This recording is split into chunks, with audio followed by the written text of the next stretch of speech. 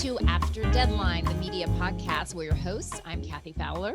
And I'm Mark Silverstein. We are veteran TV news reporters who turned to the dark side and now work as PR and marketing gurus. And we love the media. We are still enmeshed in the media, and that's what this podcast is all about. Today's guest hails from our northern neighbor, Canada. She has more than 15 years of journalism experience covering both health and politics for publications like The Guardian, the Canadian Press, and currently at Global News. It's a very candid conversation about what it takes to deal with working on those two topics, health and politics, and whether that's in the United States or Canada or anywhere, it's, it is a third rail to touch. We are excited to welcome Teresa Wright to the podcast. So welcome. We're glad to have. Where are you joining us from? I'm actually in Prince Edward Island, which is Canada's smallest province. I work with our national team, but because we're all remote, then we can work from anywhere. And I'm in EI. That's supposed to be the most gorgeous place, right? It's where everybody vacations to, isn't it? It is. Yeah, it's a big tourist destination in the summertime.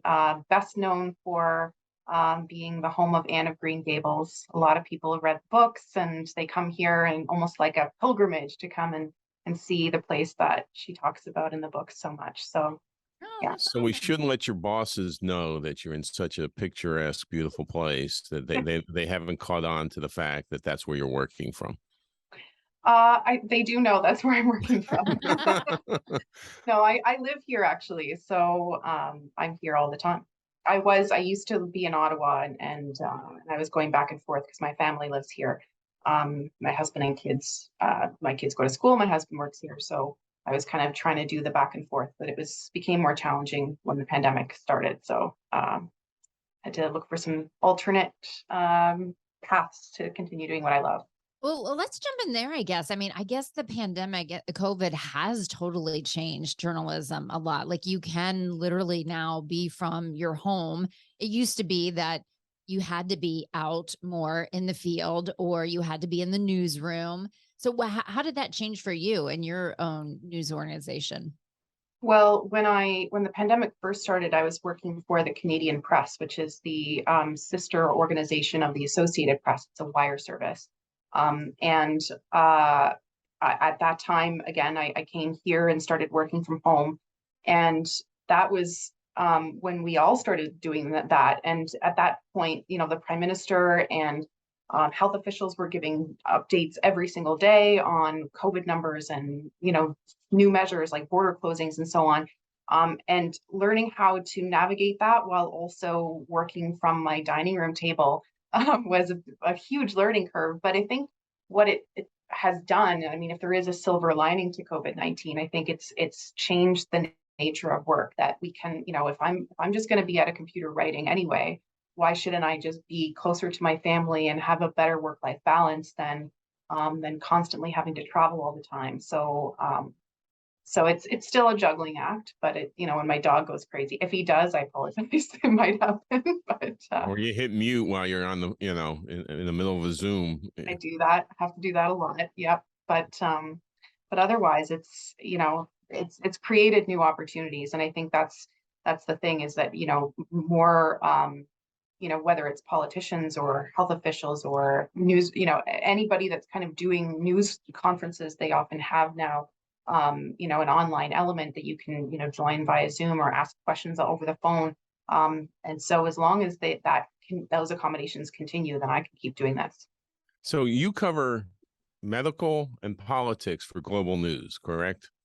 Yeah. And those are for people not from Canada. Tell us about Global News in Canada. What's Global News? So Global News is a major broadcast and online news organization. Actually, it has radio as well, so it's across all the platforms.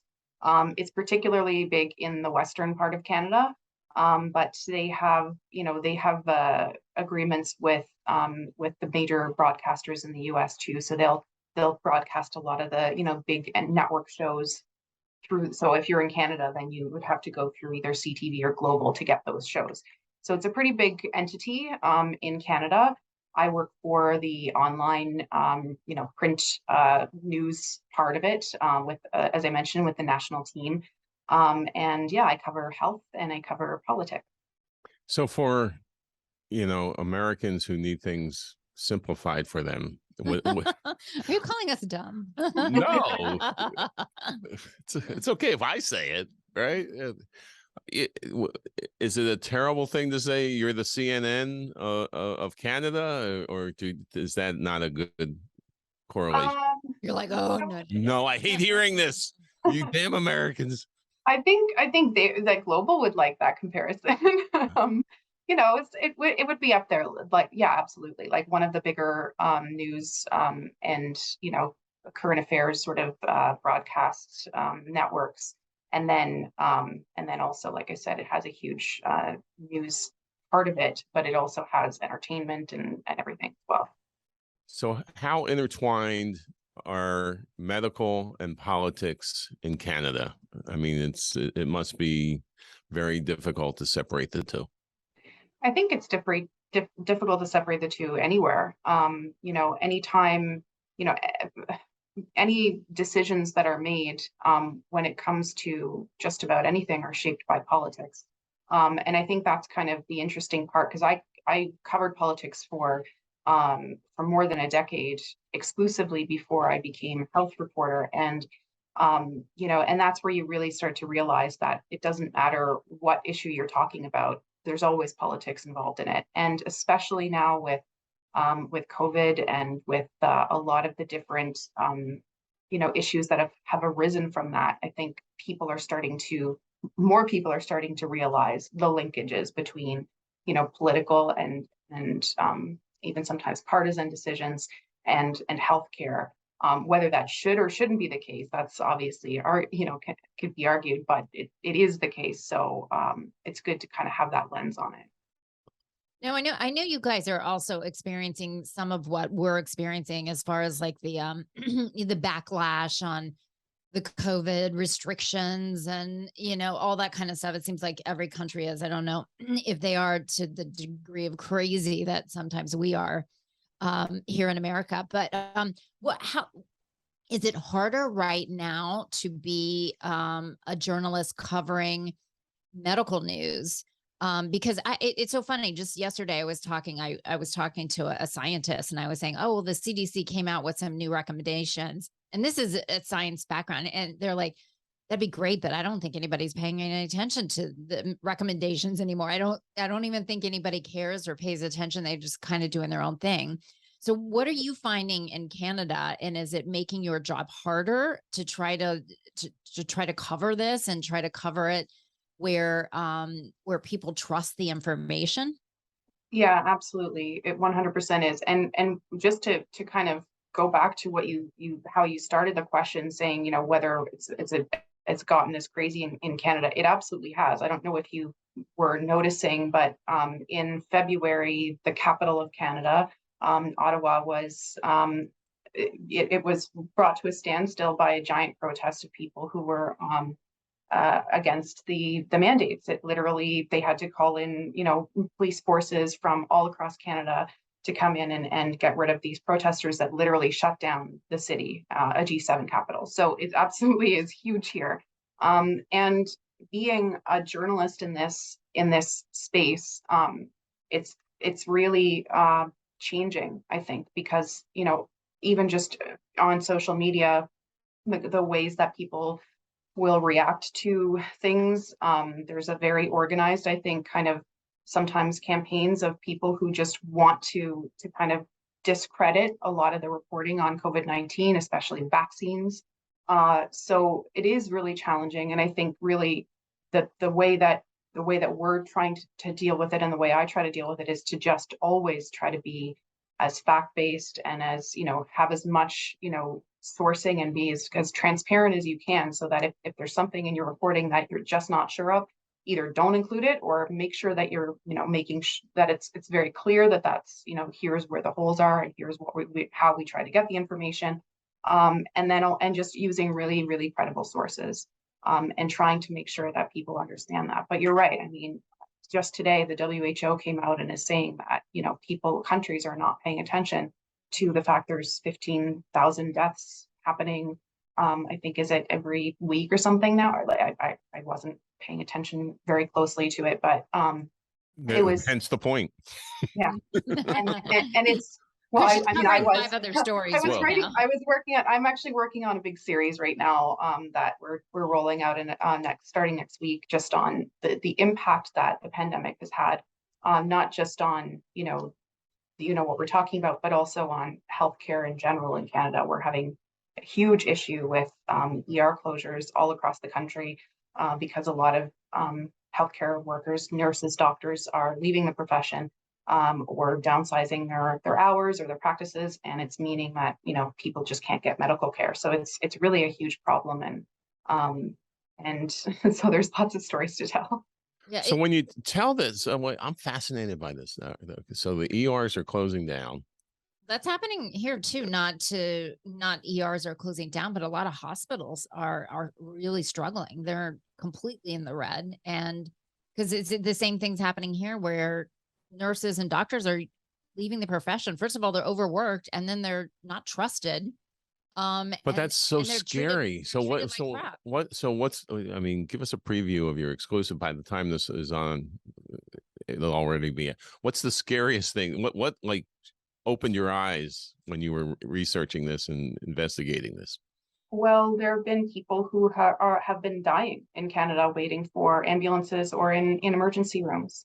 And, that's shocking. And once upon a time, if one person in Canada died in a waiting room, it would become this huge story. Now it's just like we're hearing it, every couple of weeks now. And it's, and every single healthcare worker that I talk to across the country, whether they're a doctor, a nurse, a paramedic, a nursing assistant, doesn't matter. They're all saying the exact same thing, that they are burnt out, that system is in crisis, and that it just can't continue at this point. And it's impacting services. So many small emergency rooms have closed, and it's now starting to impact the larger urban centers, because since those smaller ERs are closed, more people are having to go to the bigger ones. And then this is also on top of all this, then there isn't enough family doctors. So there's more people having to go to emergency rooms because there isn't a community primary care place for them. And healthcare is a little different or a lot different in Canada than it is in the United States, because it's a publicly funded system. So there's now a lot of questions about whether this could end up introducing more private options for people who are just desperate and need medical care and just can't get it through the public system. Are they burnt out from just overwork, or from running into what we kept hearing about? People would come in and they were like, I won't get the vaccination. I won't get the vaccination. I won't get the vaccination. Give me the vaccination. No, it's too late. Too many hard, difficult stories to tell. I mean, why are they getting burned out? A combination of all of these and more? It is a combination of all of it. It's having to, we all went home and worked from home, but they didn't get to go home. And on top of, during the pandemic, they had to have way more health protocols like PPE and all the stuff that they had to do just to keep themselves and the patients that were in hospital safe. And then now, they're seeing more patients coming in who are sicker, because a lot of people didn't go to doctors or hospitals for the last 2 years because they were afraid or because they were told they couldn't. So now people, people are further along in some of their illnesses. So there's, the patients need more care. There's fewer healthcare workers to actually care for them, because there's so many people leaving the profession because they're burnt out, and they were already burnt out before the pandemic. So that there were calls for, about concern about medical worker burnout before the pandemic, and that just kind of tipped everything over the edge. And so it's really a national, they're calling it a crisis at this point. So it's not an exclusive. We've been doing all kinds of stories about it. We're just kind of trying to delve a little deeper into what are some of the core issues, and really try to, hold the decision makers' feet to the fire about, we can't just keep doing stories saying everything's in crisis. Something has to change. Something has to be done about this. And right now, so far, nothing has been done. Well, are you guys also, I mean, I'm assuming your experience, it seems like there's a breakdown in total trust of everything. Like in journalism, like nobody trusts the messengers, nobody trusts the scientists, nobody trusts the doctors. Are you experiencing the same thing where journalists are also, it's not a great time to be a doctor, a scientist. It used to be if Tony Fauci said something from the NIH, it was like, word from God came down and everyone just said that's what it is. But now it's like, he's poor man is being attacked and has to have bodyguards. So are you guys experiencing the same thing, like being targets as journalists as well, and just seeing a total breakdown of trust from all institutions? Absolutely. Especially I'm noticing that the backlash against the media and against journalism is happening a lot right now, and it's especially happening to female journalists and to people of color. So it is just, and I mean, I've received death threats. I've received, angry, sexualized, nasty messages from people who accuse me of being a shill for the government that's trying to poison us with vaccines and put chips in their bodies, and that they're in line with the World Health Organization, or sorry, the World Economic Forum, and that it's all, I've been accused of all of these things. So have all of my colleagues. And it's it's one thing, as a journalist in this, you get used to criticism, but when it starts to become really, really personal, it changes the conversation, changes how you react to it. And I'm not saying I'm afraid for my life or anything, but I think it is becoming more, strangely, it's becoming more precarious to do this kind of work, and you do have to learn to deal with a lot more abuse than ever before. Well, the thing is, we need good journalism more than ever before. And at the same time, it's like there's scare tactics to shut down journalism. And I noticed too, it's women and journalists, minorities who seem to be getting, I mean, everybody can be a target if you just say the wrong thing, right? Yeah. But And it's, there's and it starts a pile on too. It's not just like a one-off here or there, like a little message where you're like, oh, that was nasty. You'll like this happened. It just happened to me a couple of weeks ago and that's where I say it seems like it's organized somehow through channels that I don't really understand, but that all of a sudden, I open my social media and I'm just flooded with thousands and thousands of messages from people, angry, angry, angry messages, and in DMs and emails, and on every platform that I'm on, they're all there. And it's like, where is this coming from? There's so much anger, there's so much distrust, and it's really, it's unnerving, and it's unfortunate, because I think that so many journalists are really just trying to give people the information that they get, and to relay that information. And especially from a health perspective, a lot of it is almost like a public service that you're providing on many days. Like, this is what you need to do. This is where to get your vaccines. You went into the And business to make a difference, yeah, and you're making a difference, and now you're getting criticized. Not just criticized, you're well, we've getting. always been criticized, I think, but I It think used to be it's like we would get dangerous. a phone call, in the newsroom from an upset viewer. Your boss would have you in his office because it was one person. yeah. Now, it's zillion. Everybody has a platform, and it's absurd. But it's also getting dangerous. I mean, at some point, do you want to tell people that you meet that you're a journalist? I'm a journalist. Actually, I sell insurance. I work in a kitchen. I'm a cook. I just sell Um, insurance, and nobody will talk to you. That's the best. right. I'm a stay-at-home mom. Really, that's. Can you please let me just do that job? Yeah, well, I mean, when I wasn't in Ottawa during the big protests in February, but my colleagues that were there, they had to have security taking them from the buildings into their homes. And a lot of them started not going to their homes because they were being followed by the Mm. protesters. So they didn't feel safe. So it is absolutely getting more dangerous. Like I said, I don't think that I'm in any imminent fear myself, but it only takes one person to take something too far, and we see that happen all the time. And there's a lot of anger and fear, and that's being stoked by a lot of political entities that taking advantage of that sort of uprising. And it's like I said, it only takes one person to do something and for it to become a really dangerous situation. Is it more so because you cover health, you think? I And think you're right there anybody, on the front lines there? Health I, and politics, those are both dangerous places to be. honestly, yeah, I think anybody that has a platform, and that is in that political sphere, especially, is getting it. And my colleagues will tell you the same thing, any of them. But mostly, like I said, I'm hearing more from female and like people of color and people from different countries, immigrants, whatever. They're the ones that are getting it the most. Does it not with you, but do you think it has a chilling effect on the reporting? I think it could. I mean, I'm it's not going to for me, but um, it still does. You're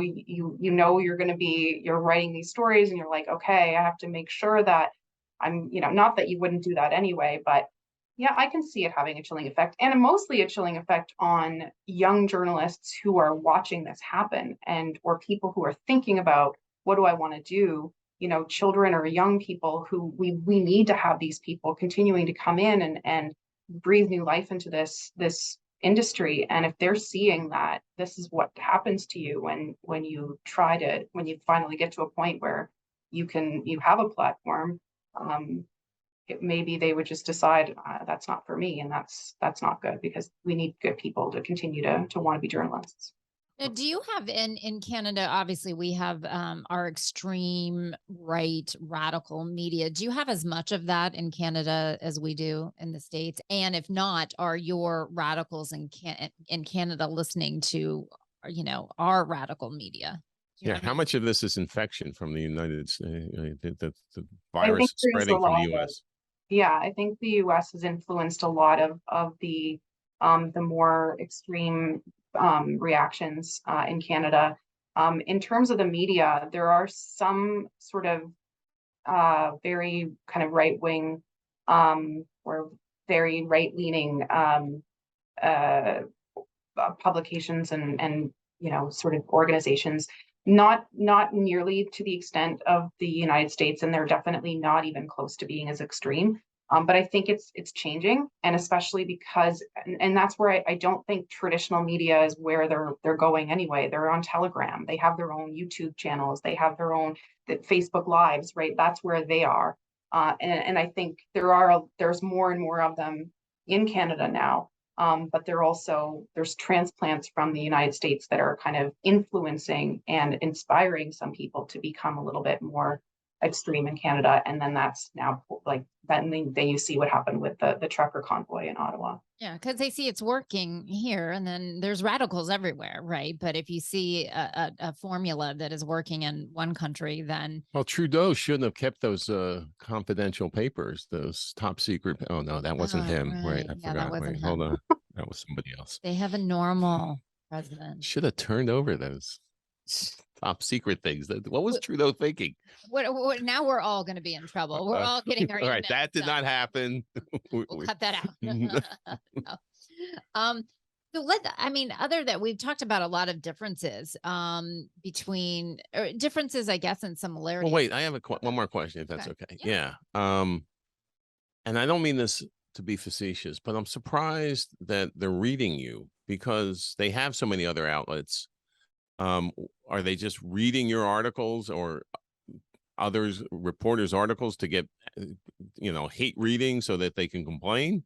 I mean, don't they have enough to do on their own media outlets? Why are they reading you if they don't, why would they spend the time if they don't believe in what you're writing? I don't think they're reading our articles. I think if they did, that maybe they would actually see that everything that we're talking about is fact-based, and we're only talking to people who really know what they're talking about whenever we do our reporting. I think it's mostly social media. They see our presence on social media, they see us tweeting. The incident that I mentioned to you that happened to me a few weeks ago was because I was tweeting about Justin Trudeau talking about the healthcare system. And it was just, and that was what it was. I didn't even write a story about that. I was literally I saw him on TV. It's my beat. So I'm like, okay, I'm going to, tweet what he's saying. and it was just this huge pylon. So it's not that they're reading our stories, it's that they see us on social media. And I think, and that's where I say people who have a platform. So I have a little bit of a following on social media, so that's where you start to become a target. And And half and the again, time people aren't reading, they're reading a headline and then they've just decided that they've disagreed with the headline because God forbid it's informational or something. and oftentimes, Information they don't agree with. headlines can't tell you all the nuance in the story. They literally just by their function cannot do that. That's why you have to read the story. But in most cases, maybe they see the headline and then they just are like, it says COVID vaccine, your media, you're evil, and I'm going to attack you. That's really all they think. That's all they see. So how do you call out the lies without inflaming this, the untruths, the falsehoods? There used to be and we in journalism here, we've struggled with it because for a long time, nobody would say the word lies. They would say inaccuracies or untruths or whatever they would. But now the media just now will say that's a lie because, it's like so bad and they know there's no attempt at being truthful. It's just an out and out lie. And it's on purpose. Do you guys have to do that too? Or are you guys still in it could be an act? Yeah, no, Canadian media, I don't think has gone that far in terms of, saying something is a lie. I know that's a sort of a controversial thing that started happening during the Trump administration.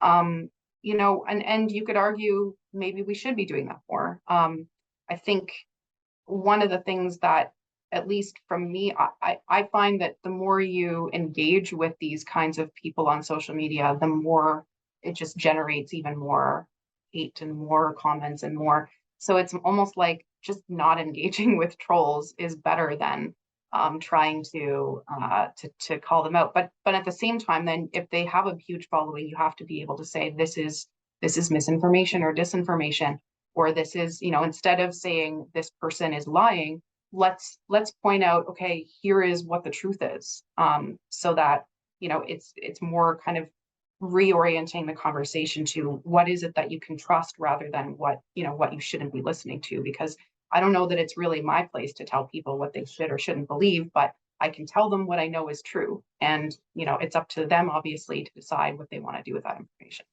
So we've talked about a lot of negative and horrifying. Yeah, let's get to the good Let's stuff. get to some positive. I got to take a Valium or I something. know. I'm like, I'm really tense now.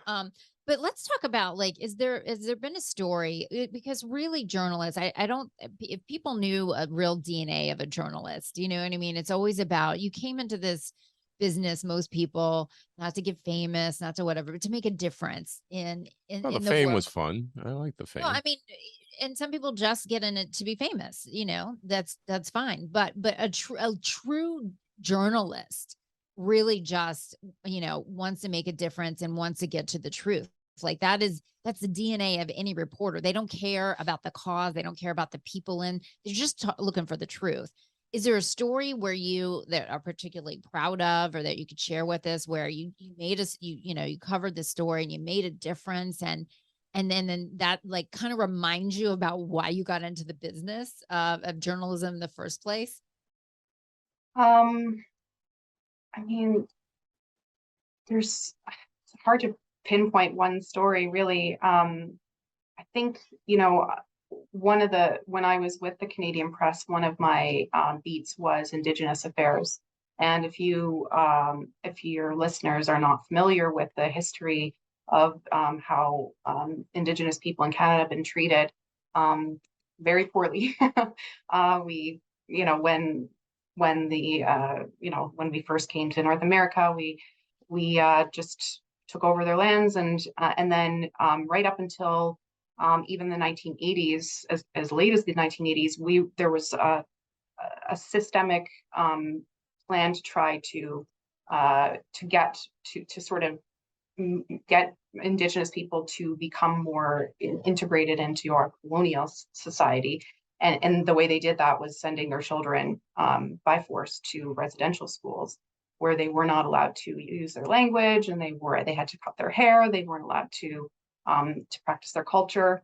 Seems And well thought so out. Yeah. it was on purpose to do that. to sort of amalgamate them into our society. Because at the time they thought that would be better for them. We know better now, but I think trying to cover this community now, where the country is, I think, coming to terms with the fact that this was a terrible thing, that there are still long-term repercussions for the people who endured this and their children, because of the intergenerational trauma of, whether your parents or grandparents went to one of these schools. As a result, when they came and had children, they weren't always the best parents to them because of what the trauma they had experienced. So it just goes down the line, and so still to this day, Indigenous people are overrepresented in the justice system, overrepresented in the child welfare system by a lot. So we're still taking kids away from their families. We're still putting them in jail. We're still criminalizing people for being poor and for having not as many advantages, and it's because of us. So trying to cover those stories, I think, as a person who's not Indigenous, it was very humbling for me to be able to be, to earn some of their trust and to be able to tell those stories, also within the wider context of national politics, because this is what decides what policies happen for these people, and this prime minister has made it his mandate to try to reshape that conversation and the Canada's relationship with Indigenous peoples. And so it was really my job to kind of see, well, it's easy to say that, what are you doing with your actions? And so I think just doing those stories that was very meaningful for me, and really kind of speaks to what you were saying in terms of trying to make a difference. I think these are the moments, those when history starts to change what it's doing. You're writing the first draft of history, so that's, I think, some of my proudest work. Do you find that your articles are still making a difference despite all the difficulties that the new opposition that you're running into? I mean, you talked about the hospital story, and the ER story. The time was you would write a story like that and it would become a prime issue, and members of government would respond. Do you think you're still having that kind of an impact? I think so, yes. I mean, it is. I'm not the only one writing these stories. Other people are as well, and I think it's becoming a whole lot more of a national conversation now, because we're not, and that's what I mean about my series, is that we can do the stories, sort of the one-offs of doctors saying they're burnt out and nurses saying they're burnt out and things. This ER closes, that ER closes, but packaging it all together and putting a lot more of a focus on it, I think it does start to put that fire underneath, the governments, to say, you can't just, let this go. We're not going to forget about it. Yes, we have this society where we get easily distracted by the next big story, but this is one that's not going away. So I think, yes, I think that the journalism that we're doing is having an impact. I think it, if it wasn't, then I think there wouldn't be so much opposition to it, right? If there were some people that don't like it, they wouldn't bother, coming after us if it wasn't making some kind of an impact on people. So there's that to keep in mind. But it's, telling people the stories of people when it comes to healthcare. I mean, there's nothing that becomes more important. When your health starts to go, everything else goes on the back burner. So, health stories are going to be some of the most important stories that you'll ever tell. And so that's my job, is to try to make sure, not just talking about what governments are doing and not doing, but just how is this affecting real people, everyday people, in their lives. I just interviewed a woman the other day who, she has cancer, and it progressed quite aggressively. And part of the reason that happened is that there were so many backlogs in diagnostic imaging across Canada. And so they didn't catch it in time to be able to deal with it before it became aggressive. So she's, obviously very upset about that, but that's just telling those personal stories about, what does this mean when we say there's a crisis in the healthcare system? What does it mean to you or to somebody else? And that's kind of where I try to focus my energy and try to block out the noise. How often does your heart get broken I mean, in a good way, or I don't know if in a good way, but you talk to these people, these patients and people suffering some medical. Um, I would think it would take a toll, but it would be a good toll. It does take a toll for sure. But at the same time, I always feel humbled that people are willing to share their stories with me. Um, and these are really personal stories when you're, again, healthcare, it's like that's the most private sometimes things that you'll go through. So opening up their lives, opening up their homes, to me and to our cameras or to our whatever our news organization, it shows me that things must be pretty bad for them if they feel like this is what they have to do to try to raise awareness about it. And so it's my job then to do their story justice. So it can be emotional, but at the same time I feel like it's really important work. um you know I'm not saying that any journalism is not important, but there's some, that isn't maybe quite as impactful as that. So I'm honored to be able to be in this space. Have you done other beats besides politics and health, like in your career? Well, I started as a local newspaper reporter here in PEI, actually.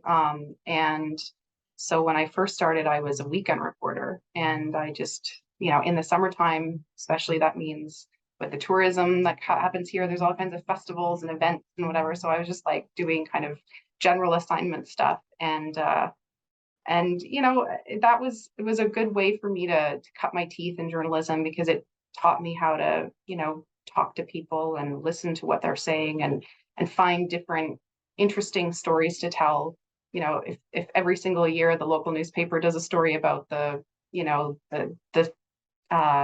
exhibition that comes to town, how do you make that new? How do you make that interesting? And so that was where I think I was able to kind of grow as a storyteller, and learn how to try to, to get to develop rapport, to be able to speak with people and share their stories. But it sounds like you really like health as a beat because because it is so impactful. 'Cause it's really important work. I mean, it's not just, you could be an entertainment reporter or whatever, and that's a lot of fun, I'm sure. But you're really, it's life-changing Food thing. was good. Food reporter, but it's like it's life-changing work, really. I mean, it is. It is. And especially coming from so many years of covering politics, without, I mean, there was always sort of a beat in there, although every once in a while you have to get thrown into whatever, news of the day and elections and so on. But having something like this, it's a lot more meaty, and it affects people's lives. Politicians yelling at each other in a legislature, that doesn't change anything. But talking to people about how what the health system is or isn't doing for them, or telling people what they need to do in order to protect themselves from a worldwide pandemic, that is a very important work. And I'm very, like I said, I'm very honored to be able to do it. And I'm happy to be able to do it from my home here at PEI.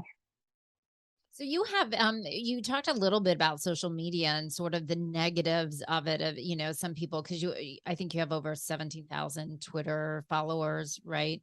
So that's another platform for you personally to share your information. Do you see, and it used to be, I mean, back when I was a journalist, we didn't have to do, I'm trying to think if those platforms were even around, but probably not. But now it's almost, are you required to also tweet? Is that part of the job, or is that just something that you do on a personal level that helps spread the message of the work that you're doing to try to expand the reach of the reporting? It depends on the news organization that you work for, but I think I've been told that I don't have to, and I think it's also, I think they at Global, and I'm relatively new to Global, but I think in the past that they were encouraged to, but because there's been so much targeting of journalists on social media, that I think they just say if you want to be, you can be, but there's no requirement. Um, but I think just as a journalist, it's kind of, you feel a duty to do that, because people will be following you. Part of the reason that I have so many followers is because I tweet what's happening. And so they follow me because they want to know what's happening as it happens. They don't want to have to go and find the story later because they're busy and they're just on their phones now. They want to know what's happening now. So, that's kind of where it's almost like you feel a personal responsibility to have to be there. But increasingly, I'm finding that I'm using it less and less, because again, it's just become a platform for people to abuse you. And it's not because I'm not doing it because they're going to attack me. It's more that I'm not sure that it's really adding anything to the conversation, especially if it's really just giving a platform for people who are seeing, I'm tweeting about, the latest COVID updates, and then I'm getting all these replies that are people saying this is lies, blah, blah, blah. So am I giving them an opportunity to platform their very not scientific, and not truthful takes on things? So I think it's changing. I honestly do. I used to be on every platform, and now I'm fewer and fewer of them all the time. It's just, I don't know. I think it's great Social that media. yeah, go ahead. Sorry. No, I think it's social media companies really, I think, should be stepping to the plate in terms of and doing more to protect people who are on their platforms. There should be more of scrutiny of overt harassment. And then just also, I also wonder about some of the, what information are they getting from me that I'm not necessarily understanding that they're getting. I'm thinking about Facebook specifically. There's all these privacy concerns and so on. So I think it's really, I think that there will be a reckoning at some point of what the responsibilities are of these companies that say they're not media, but are acting as though they're media companies. And we as media companies are subject to far more stringent rules in Canada. I'm not sure what the US rules are, but we have the Canadian, it's called the CRTC, and it regulates our industry. So we can't just publish overt lies. We can get into a lot of trouble for that. So I think it's changing social media. So one last question. You've also. I have some more questions. Oh, okay. Go ahead. No, but go ahead. No. But you taught at Holland College. So wow, you're in the midst of this. You see the good, the bad, the ugly. What are you teaching your students, and how do you teach them and share the realities of what it is, but still like encourage them to stay in the business because it's kind of crazy out there, what do you share with your students? Okay, well, just first, I'm no longer teaching at the college. Okay. I was, though, just right up until May. But in terms of what I was teaching them, I taught, one of the courses I taught was media, like social media, and reporting for social media, and it was at a time where there was I was dealing with somebody who was very like a targeted harassment campaign against me and my family. And so I was in this space, and I'm trying to tell them, you need to use social media because this is how you get sources, and this is how you get your message out, and this is how you build your profile, and all those things are true. But I'm also should I be encouraging my students to be in this space because it doesn't feel very safe for me? So is it safe for them? And I really found that to be a bit of a dilemma. So I think what all I tried to do was to make sure that they knew that it doesn't matter whether you're on social media or traditional media. What the tools of journalism don't change, right?